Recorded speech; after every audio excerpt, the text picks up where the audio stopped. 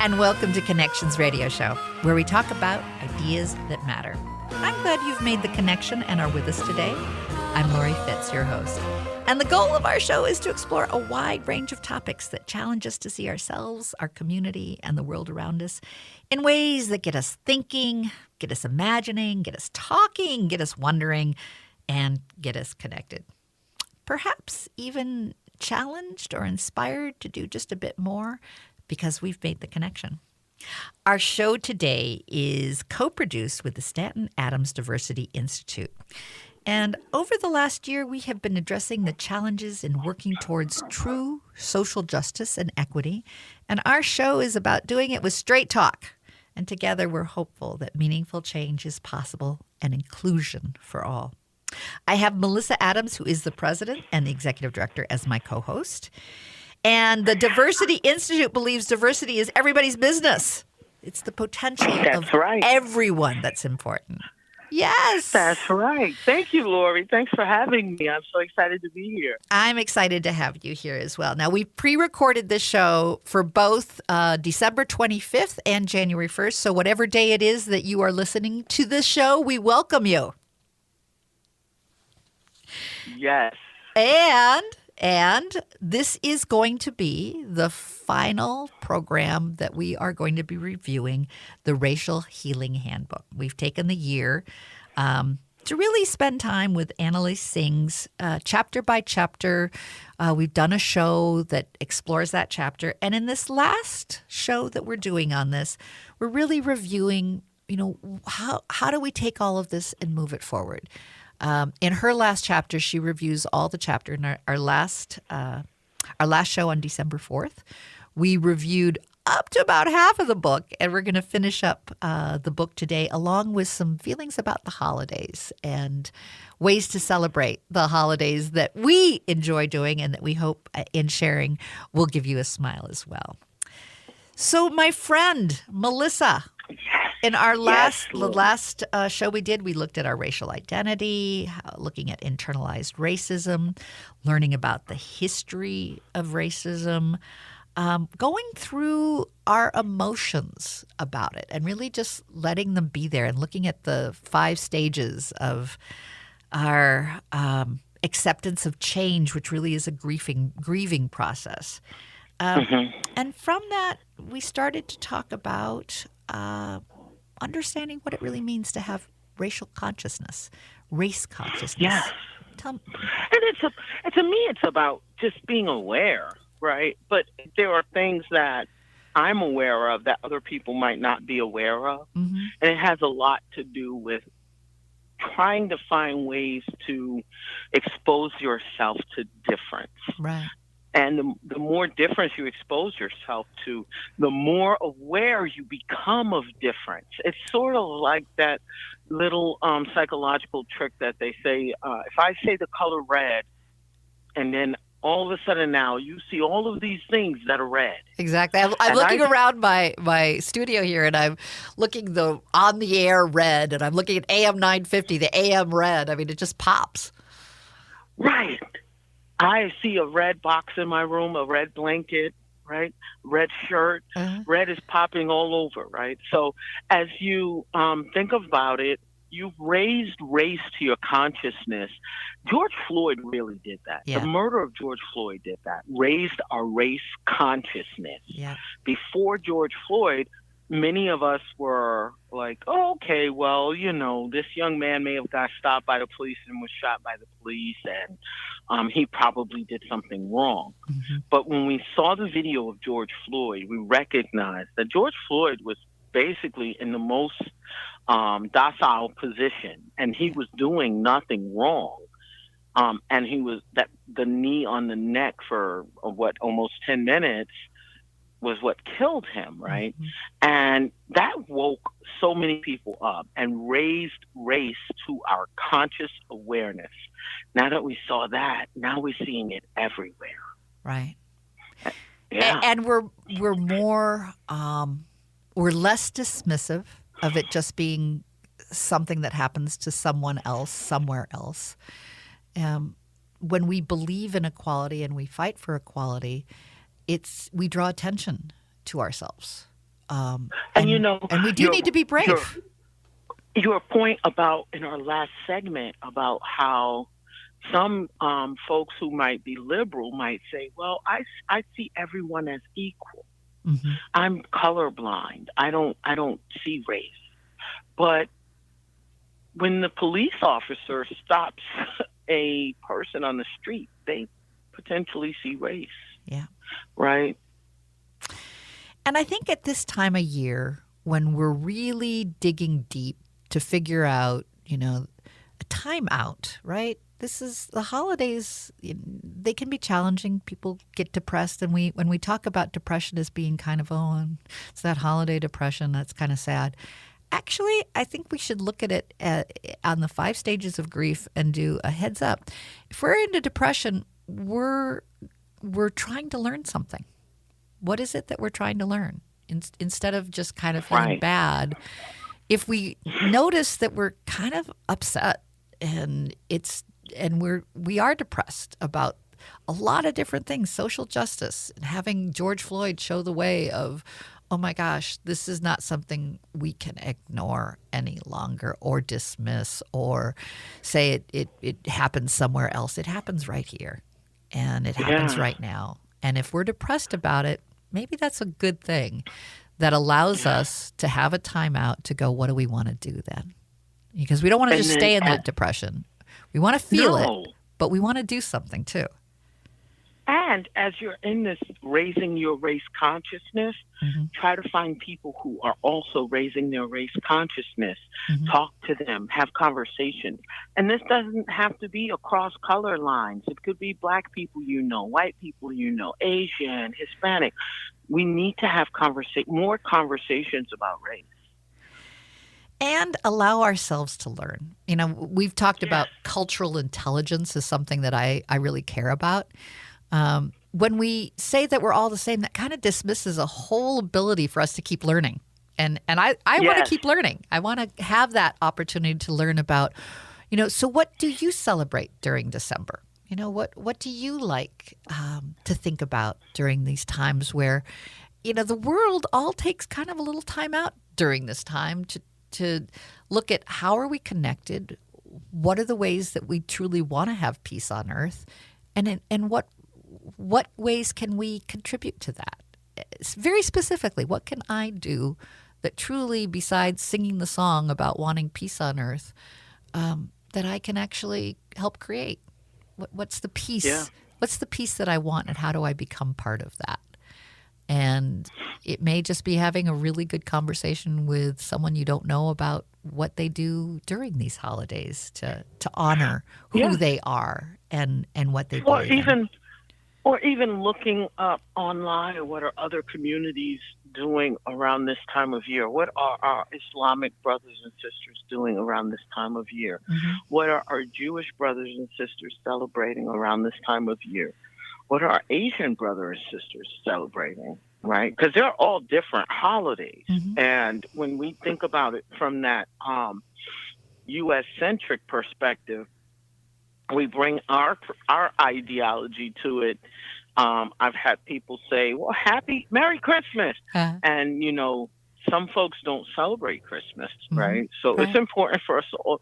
That's a part of raising your race consciousness. Right, is honoring the variety, but also we don't have to give up that we're celebrating Christmas. It's, there's those that feel very shy and don't ever say the word Christmas. I can say that, but I can also say Happy Kwanzaa.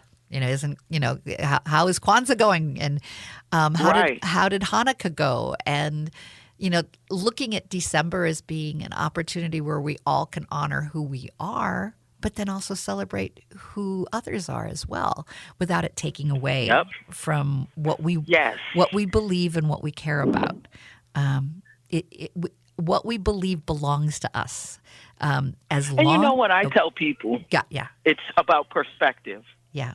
If you have your perspective, I have my perspective, but together we have a whole new perspective. Yeah. Well, that was that. What we were started to talk about here is really how Annalise looks at race consciousness and being able to catch ourselves. Yeah. as we look at what are opportunities to connect and be with each other. In our next segment, we're going to talk about how racism in relationships. We had a great show on that, but we're going to kind of revisit it during our best of this end of the year, end of 2021, and going into 2022, launching our 2022. Yes. And we'll talk a little bit about how racism in relationships comes up, as well as really reclaiming our whole racial identity, our whole racial self, and what that looks like. So stay with us. We'll be right back after just a few short commercials, and we look forward to having you be part of our conversation.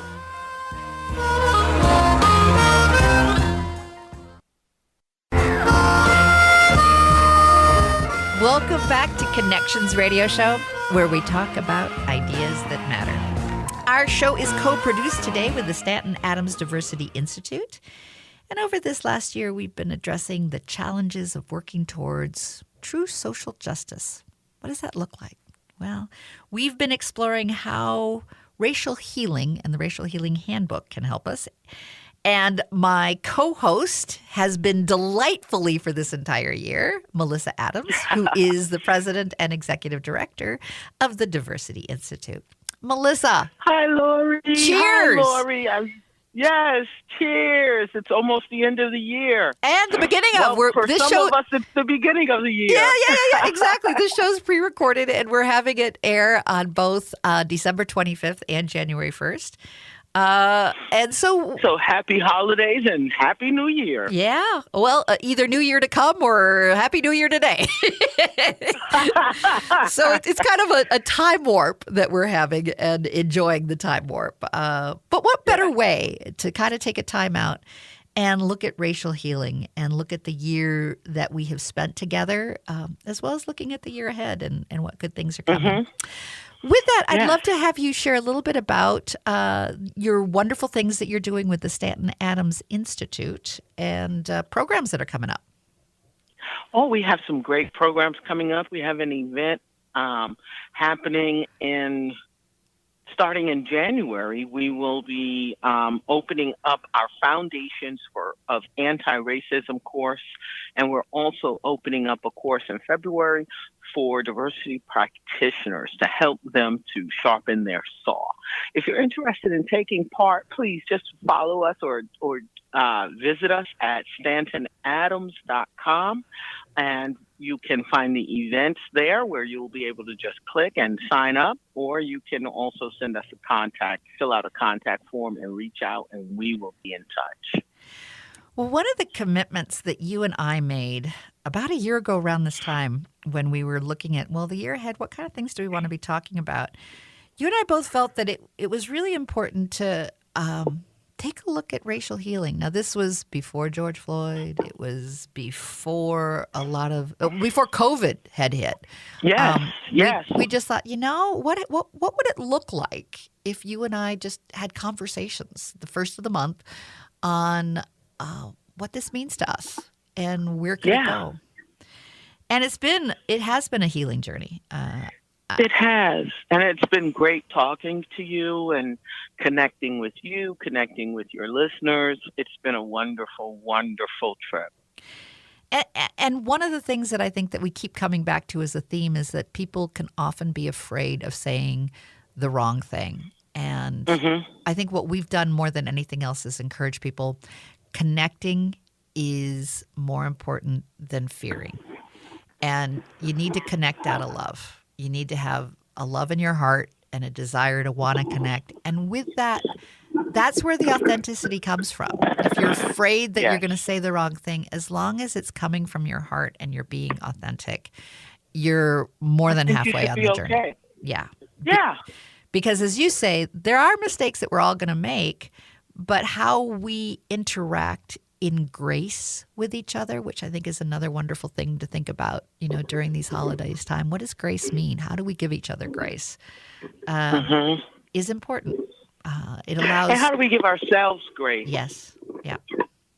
You're going to make mistakes. It's okay. Apologize when you do. And, be committed to doing better. Well, in the last chapter of Annalise's book, she really does a best of, and we've been following that. Yes. What the segment that the chapter we're on now in sort of reviewing our best ofs is looking at understanding racism in relationships. And a statistic that I found that was really interesting was that in 2015, 17% of all U.S. newlyweds had a spouse of a different race or ethnicity, which is about a 5-fold increase since 1967 when there was less than 3%. And part of it, as you said, maybe the people just didn't report it. This comes from census data, and not everyone felt really comfortable reporting to the census. But even so, just the level that people are comfortable in reporting it is as remarkable to me as actually an increase. That we can talk about it, and that's and okay. I just think it's beautiful, isn't it? Like, yes. Oh boy, it's beautiful. Well, tell me how it feels to you.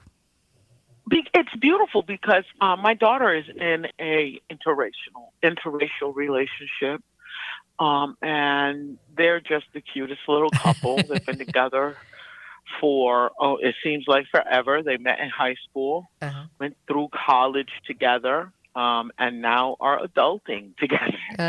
And we love him. He gets he's more in tune with racial equity sometimes than I am. And they're just really loving and caring to one another.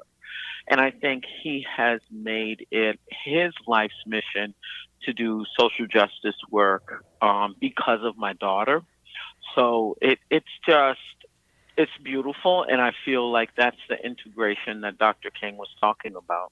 And I love that it's about love, that he is motivated to be part of social justice, because that's where it has to come from. It has to come from the heart. Yes. But when George Floyd was murdered, my daughter and her boyfriend and her friends were out there marching. Good for them. Yeah. You know, the whole idea of interracial marriage also brings up to me in the whole idea of all of our intersectionality. And I know we had great conversations on that as well. Share with us again about how you look at your own intersectionality and how that creates your racial identity as well as, your deeper identity. Yes, because, intersectionality is actually looking at the whole person. Mm-hmm. It's a holistic approach at looking at people. So I usually use the example, I'm a Black gay woman from Brooklyn, New York, and I don't speak for every Black gay woman from Brooklyn, New York. Mm-hmm. But also, when I show up, I can't show up as a Black and leave my gay and woman at home, or show up as a woman and leave my Black and gay at home. Yeah. I have to bring my full self wherever I go. And every single person on the planet is an intersectional being. No person is just a woman or just a man or just a gay person or just a Black person. They're more than just that. And with that, I think it allows different kinds of connections because we've got so much to choose from in who we are that we can make those discoveries of what it is that and I'm all for finding connections versus finding what separates us. And unfortunately, right. And Lori, you're so right though when you talk about the connections because we could connect on the fact that we're Minnesotans. Yep. We could connect on the fact that we're women. Yep. We could connect on the fact that of our educational background. Mm-hmm. We could connect. there are so many different ways that and we've discovered over the year how many other things that we're connected. We add the exact same dog. Yes. Who has a Pomeranian Chihuahua, except right. Right. Yes. And finding those. I think, finding those, how do you find those connections, though? Mm-hmm. Through conversation. That's the only way you're going to find it out. Conversation and an openness in your conversation. Because there can be a conversation that is uncomfortable because you're afraid of what you're going to say. or one-sided or nervous. How do you let go of all of the fears, which I think is what create awkward conversations, and be more interested in exploring what does connect us? How about entering a conversation with every single person with there's going to be something that connects me to this person. I'm just going to find out what it is. And part of it is you have to share. You have to share something of yourself. Mm-hmm. So, if you didn't share with me that you grew up in sort of like an army kid, traveling a lot, I wouldn't have known that about you. Yeah. And then I had to share with you in order to receive that. Say, hey, Lori, I'm born and raised in Brooklyn, New York. Grew up in early 70s, 80s. Yeah. And then you say, hey, Melissa, I grew up here and there and there. So it's about... You've got to share in order to get something out of someone. You got to share. Yep. And at least my earliest memories, I've been to, the big New York City, the Big Apple. I was born in New Jersey, so at least a little bit we had there, even in our connection to at least the East Coast and to New York City. So but I think there's a different attitude, and around the holidays, especially, we're looking for how are we connected and how do we celebrate that. I just want to encourage you to celebrate it with curiosity and with love, because that'll take you places. And that leads us into our conversation that we're going to have in the next segment about what does it really mean to be a racial ally, and how can we help? How can you and I both help each other and others in being an ally, a racial ally? So stay with us. We'll be right back after some short commercials, and we'll be talking more about allyship. And I promised recipes. Recipes will also be coming as we celebrate the holidays. So stay with us. We'll be right back.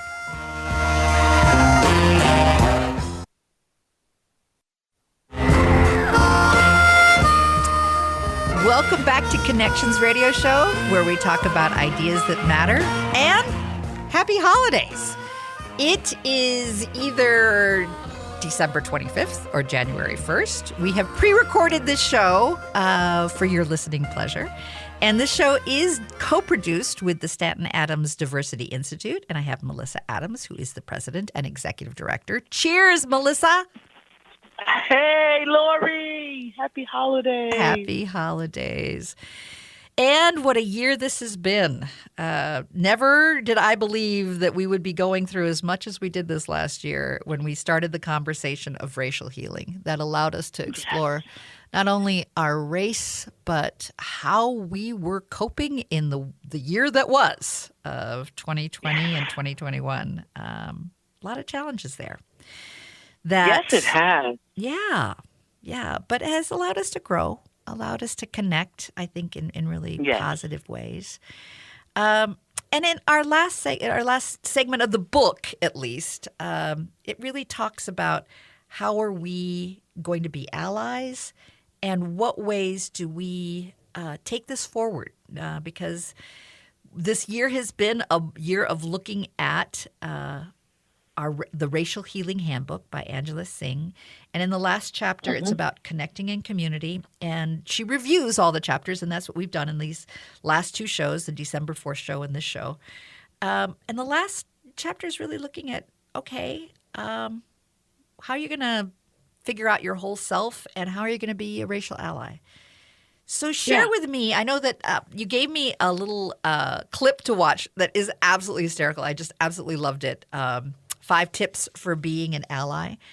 And I'll just share the 5 tips, and then I'd love to have your reaction to it. She's absolutely amazing. She does this delightful overview of just kind of giving us a heads up about how we know our privilege. It doesn't mean that we have to be feeling like, we make gobs of money, but we have, as white people, had privileges that we might not always understand. So let's first figure that out. Start doing our homework. Speak up about what we feel, but be careful not to try and be doing that to claim credit for ourselves, because really what we're doing this is to support others. So speak up, but not over, and make sure that the folks that we're supporting are getting the attention and the support that they deserve. You're going to make mistakes, But when you make mistakes and your heart is full of love and you're talking with someone who's also given you the love, they're gonna forgive us, but we need to do something about it and not just get the apology. We need to change, and we need to commit to change. And lastly, how allyship is a verb. It means we got to do something. I got to figure out what we're going to do. So tell me, you sent this to me. Tell me what you thought when you sent this to me in terms of looking at allyship. I love that video because she really breaks it down for us in a very short span of time. It's a very short video. However, she gives us some really high-level tips that can be very important. And recognizing and knowing your privilege. Every single person just about has some form of privilege. Even a person who might be homeless who's able-bodied is more privileged than a person who might be homeless and disabled. So it's important for us to think about what types of privilege we hold. And then if we're trying to speak for a specific group, do we have any privileges that we are not aware of when it comes to speaking for those groups? And then again, are we really trying to help those groups, or are we trying to say, look, everyone, I'm being an ally? Right. So the most important thing for us to do is to remember that you can't really call yourself an ally. Someone else has to call you an ally. Right. Well, I want to make sure that I let folks know that the individual we're talking about, you can look up. I'm going to say her name, then I'm going to spell it. Chescaleigh. It's Chescaleigh. So Chescaleigh. So it's Chescaleigh. She's amazing. She's absolutely delightful. Yeah, and it's basically just go to YouTube and search for 5 tips for being an ally. Yes. And her video will be the first one to pop up. That's the name of the video. And I just think that it's great to try to be an ally in every sense, not just a racial ally, an LGBTQ ally, an ally for women, an ally for the disabled, an ally for the homeless. Like really thinking about where your passion lies. If you have a passion about housing justice, maybe you can think about how you can help others to obtain housing, right? So just think about where your passions lie and try to focus on that group. It doesn't necessarily have to be this, sometimes it seems overwhelming, Lori, when it comes to helping. Mm-hmm. Think about where your passion lies and then focus there. Absolutely. And I also want to encourage people to think about cultural intelligence. It's like emotional intelligence, but there are ways that you can learn about cultures. And some ways that are fun to learn about cultures is learning about food. Who else, who doesn't like food? It's a simple thing. You have a passion for food. Well, let's start learning about lots of different cultural food. And with that, I asked you to bring a very special recipe and its meaning for the holidays. It's especially important for New Year's Day. So I would love to have you share about a tradition that you have for New Year's Day that we can learn about. Yeah. Well, in the African-American culture and in some Southern cultures, we have a special meal that we eat on New Year's, and it's supposed to bring your family good luck and prosperity for the year. So we'll eat maybe some black-eyed peas, right? And that symbolizes coins or wealth. And we also will have maybe some collard greens, which would resemble money, or, specifically folding money. And that would ensure good fortune for the coming year. Yeah. We would have a little bit of pork, right? That's also a sign of prosperity because the pig roots forward. So that's supposed to help us to have more prosperity. Cornbread is supposed to symbolize gold, right, because of the corn kernels. And some cultures will have fish. My mom would make a what was considered sort of a fish stew. So she would have fish in there. She would have some scallops. It was sort of a jumbo that she would make every New Year's. and it was like a jambalaya. Oh, yeah. Oh my goodness, and it was delicious. And part of this really stems back when we talk about relearning our history. This really goes back to slavery. When we think about the slaves and the things that they had access to eat, oftentimes they would get things like collard greens, of course, and the cornbread from making cornmeal. Fishing, they were allowed to fish. And the master would give them things like the pork intestines or some of the pork parts that no one would eat, like the pig feet and the pig ears. So that is sort of why pork was a very big part of the meal. And today's dishes, we've kind of taken that pork to another level and had ham or something like that.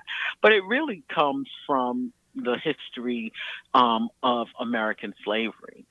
And isn't it kind of a real amazing chance on a New Year's Day to be able to go where we were as a country was pretty awful. And there were great indignities. Yes. But what beauty came out of the human spirit to create hope, to create something that could be better, that could believe. And even the symbolic black eyed pea can be remembered in terms of where we were and don't want to go back, but we're not where we need to be. How do we look to the future and have the same kind of advancements, as much advancements to move us to the future? Because we have not left the segregated world that we fought for in the Civil War. Right. So what does the world of integration look like? And can't that be at least honored and thought about? As we take in our soup, as we take in our black eyed peas, to take in our dinner. Yeah. And I think honoring it, thinking about it, and then taking action is the next step.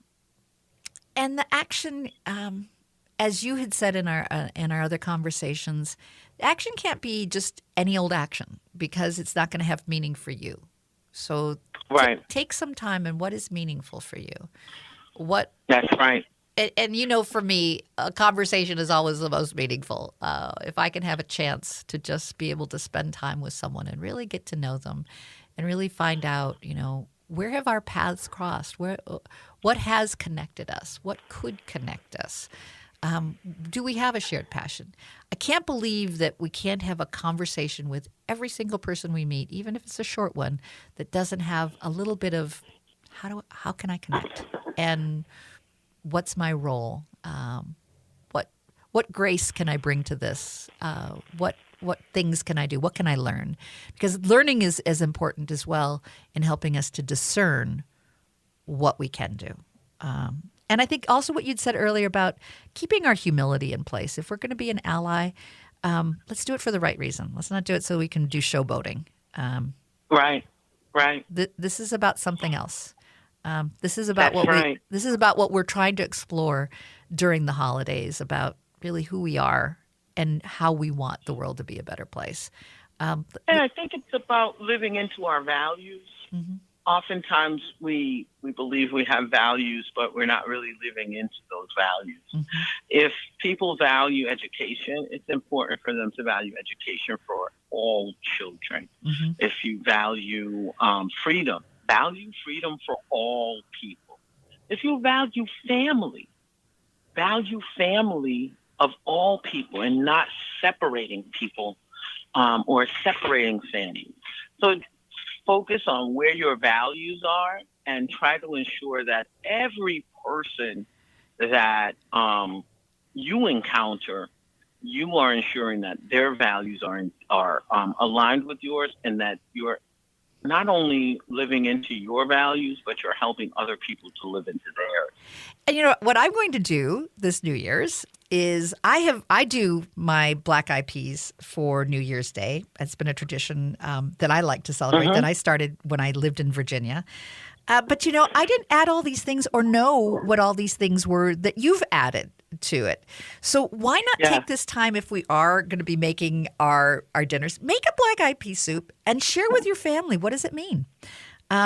What does it mean in terms of our historical context, as well as, what are some of the traditions that we've created about good luck, and what does cornbread? Now, I will add this year, I think, some more lentils to mine. I'm going to add some chard. I'm going to add the kale, the collard greens, maybe even a little sauerkraut. What could that look like in changing our traditions a little bit and having a conversation about that with your family as our way of committing to the year ahead as being one of, I am going to be a racial ally in terms of supporting.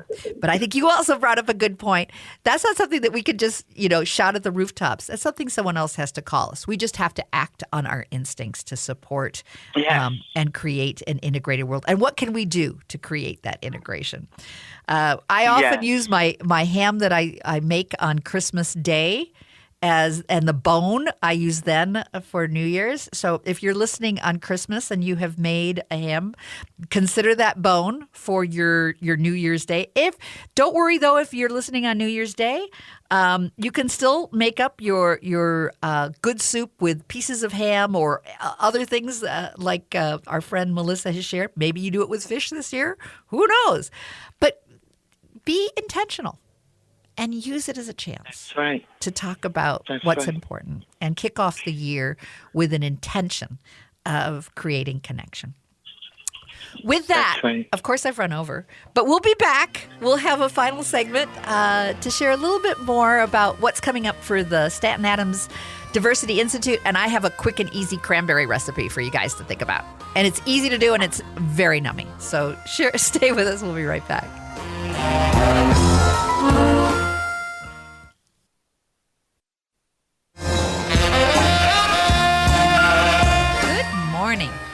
And welcome back to our Connections radio show, where we've been talking about ideas that matter.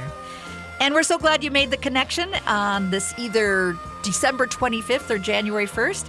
This show has been co-produced this last year, the first Saturday of the month, with the Stanton Adams Diversity Institute. And I have Melissa Adams, who's been my co-host. She's the president and executive director. And I also have Cecilia Stanton Adams with us today. Welcome you both. Thank you, Lori, for having us. It's great to be here. It's been a wonderful year where we've been exploring the Racial Healing Handbook. And in our last segment, we really looked at what can we do? What are the things that are important for us to be thinking about as a racial ally. And I also promised that I would share one recipe. And the recipe that I want to share is actually a cranberry recipe. And I think to myself, we shared about the black eyed peas and where the history of it is. I have no idea who looked out in a bog and looked at these cranberries and said, ooh, we could make a sauce. I mean, they're tart. I mean, who would have thought? I mean, they're pretty, but they're not necessarily the tastiest thing. But I want you to know that it's really easy to make a cranberry sauce. I'm into easy. If you just have a bag of these cranberries on hand and you have folks come over and you want a cranberry sauce, this is the simplest recipe to make in the whole world. Just take your bag of your cranberries, about 12 ounces, put them in just a stock pot. Put a little orange zest. That's just like taking a shave and put some of the top of that orange shave in there. Don't get the white. That white is bitter. Put a little bit of orange in there, just a little squeeze of the juice. Then a half a cup of apple cider and a half a cup of honey. Bring it to a simmer.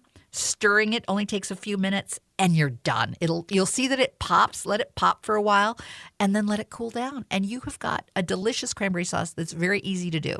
And I promised to do the cranberry sauce, so that's why I threw it out there. With that, either happy holidays, Merry Christmas, or Happy New Year. And with that, we also want to be thinking about the year ahead. So, Cecilia, tell us some things that are coming up for the Diversity Institute and your website for folks to get a hold of it. Yeah, well, I'm really excited to share about this. So, our website is www.stantonadams.com. And in the next few weeks, we're going to be announcing some great classes that we're putting out there. One in particular is one that I'll be teaching. It's called The Art and Science of Diversity, Equity, and Inclusion. This is going to be really exciting. And, Laura, you know that for the last 20 years, I've made it my mission to cultivate workplaces that are equitable, compassionate, and inclusive. So, I know firsthand the unique challenges diversity practitioners face, but it's also a very complex thing to do. You want to assess the organization, you want to develop a compelling business case and create innovative strategies, but you often don't have a sounding board or even that foundation of knowledge that you need to think about diversity, equity, and inclusion issues in the ways that we need to today in order to get to the systemic issues that are at the core. So I created this program. It's 6 weeks. It's a cohort-based masterclass. So we're going to keep it a very small class of 22, and it's going to give you a solid foundation in knowledge around DEI. We're going to talk about the career outlook for diversity, equity, and inclusion, best practice frameworks, and you're also going to build your own toolkit that you're going to use to assist in measuring your progress along the way. So I'm excited about this offering. We are making it accessible. So we are going to offer a payment plan. So you want to definitely come out to StantonAdams.com and check it out if you're interested, and spread the word. I think this is something we really need more of. Terrific. And in this last minute, just want to thank you both for what a wonderful year, what a wonderful journey. But we really go back. We've been doing this for 5 years, different shows over the last 5 years. But this last year has been a very intentional journey. And I want to thank you for all of your guidance and all of your grace and all of your hope and all of your strength in helping us move forward. Thank you, Lori, for being so such a wonderful friend and partner to the Diversity Institute and to Cecilia and I.